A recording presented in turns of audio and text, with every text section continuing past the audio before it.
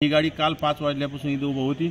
अचानक मी म्हणजे त्याच्या अगोदर 15 मिनिटापूर्वी इथून वॉकिंगला येऊन गेलो। कॉलनीमधील सगळ्यांनी आवाज दिला आणि त्यानंतर बाहेर मी आलो तर माझ्या गाडीचं सगळं कव्हर वगैरे जळत आलं होतं आणि यामध्ये समोरून पाहिलं तर पेट्रोल टाकून जाळण्याचा प्रयत्न केलाय। माझी गाडी जाळल्याने मला काही फरक पडत नाही। मी काही जरांगीसारखा भिकारचोट नाही। मी जमीनदाराचं लेकरू आहे आणि मी ओबीसीचा आवाज कधी दबून देणार नाही। आपली गाडी जाळण्याचा प्रकार झाला काय विषय?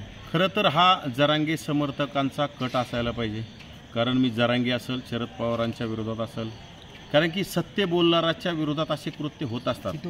शरद पवार असतील, अजित पवार असतील, एकनाथ शिंदे असतील, ह्या समर्थकांचा आणि विशेषतः मनोज जरांगे बिंडोक असणारा जरांगेचे असे समर्थक या राज्यामध्ये अनेक खपावलेले आहेत आणि यांच्या माध्यमातून हे कृत्य झाले। कारण की माझी गाडी गेल्या म्हणजे काल म्हणजे दुपारी 5 वाजल्यापासून तर आजपर्यंत अक्षरशः बंद असून झाकून ठेवलेली होती। मी आज दौऱ्यावर असताना सुद्धा माझ्या गाडीमध्ये गेलो नव्हतो, दुसऱ्या गाडीमध्ये होतो आणि ही गाडी काल 5 वाजल्यापासून इथे उभी होती। अचानक मी म्हणजे त्याच्या अगोदर 15 मिनिटापूर्वी इथून वॉकिंगला येऊन गेलो। जेवण केल्याच्यानंतर 2-5 माणूस चलत त्या टायमिंगमध्ये मी चालून येऊन गेलो। त्या टायमिंगला इथं कोणी नव्हतं आणि त्यानंतर गाडी चितल्याचा इथं कलमा झाला। कॉलनीमधील सगळ्यांनी आवाज दिला आणि त्यानंतर बाहेर मी आलो तर माझ्या गाडीचं सगळं कव्हर वगैरे जळत आलं होतं आणि यामध्ये समोरून पाहिलं तर पेट्रोल टाकून जाळण्याचा प्रयत्न केलाय।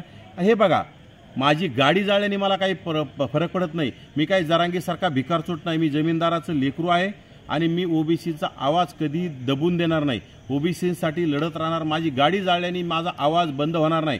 माझी शरद पवारांना माझी सूचना आहे, माझी अजित पवार असतील, माझी एकनाथ शिंदे आणि म्हणजे पिसाळलेला कुत्रा जरांगेला सुद्धा माझी सूचना आहे। माझी गाडी जाळल्याने मला काही फरक पडत नाही। अशा गाड्या मी पुन्हा घेईल कारण की मी जमीनदाराच लेकरू। माझा बाप मला गाडी घेऊन देईल, माझे वडील मला गाडी घेऊन देतील, परंतु असे कृत्य करणं योग्य नाही। आमच्या लोकांनी जर ठरवलं तर जरांगीच्या गाड्या जाळायच्या आणि जरांगीचे घरं जाळायला तर चालेल का? परंतु आम्ही डॉक्टर बाबासाहेब आंबेडकरांचं संविधान मानणारे आहोत। आम्ही कुठलंही चुकीचं कृत्य करत नाहीत। आम्ही संविधानानुसार आणि लोकशाही मार्गाने आंदोलन करणारे आहोत। परंतु ही जर झुंडशाही निर्माण होत असेल तर ओबीसी सुद्धा अशा गोष्टी करू शकते ना। परंतु आम्ही आमच्या ओबीसी बांधवांना, ओबीसी कार्यकर्त्यांना, ओबीसी पदाधिकाऱ्यांना आम्ही कुठल्याही गोष्टी अशा करून देत नाहीत, निर्बंध लावण्याचं काम करतो। परंतु जरांगेला आमची सूचना आहे, तुम्ही जर अशी दादागिरी आणि आमच्या गाड्या जाळण्याचा पर्यंत उभ्या गाड्या जर जाळत असेल तर आम्ही तुमच्या सुद्धा गाड्या आमच्या कार्यकर्त्यांनी जाळल्या तर मग तुम्ही आश्चर्य मानू नका। त्यामुळे तुम्ही असे चुकीचे कृत्य करू नका। माझी प्रशासनाला, पोलीस प्रशासनाला विनंती की हा गुन्हा जरांगेच्या नावाने दाखल झाला पाहिजे। हा गुन्हा शरद पवारांच्या नावाने, शामळा रोहित पवारांच्या नावाने, अजित पवारांच्या नावाने, एकनाथ शिंदेच्या नावाने गुन्हा दाखल झाला पाहिजे। कारण की माझी गाडी, मी ह्या लोकांच्या विरोधात बोलतोय आणि सत्य बोलतोय, जो ओबीसींची बाजू घेऊन बोलतोय, ओबीसींचं अस्तित्व टिकवण्यासाठी बोलतोय म्हणून यांनी हा केलेला कटकार असणार नाही।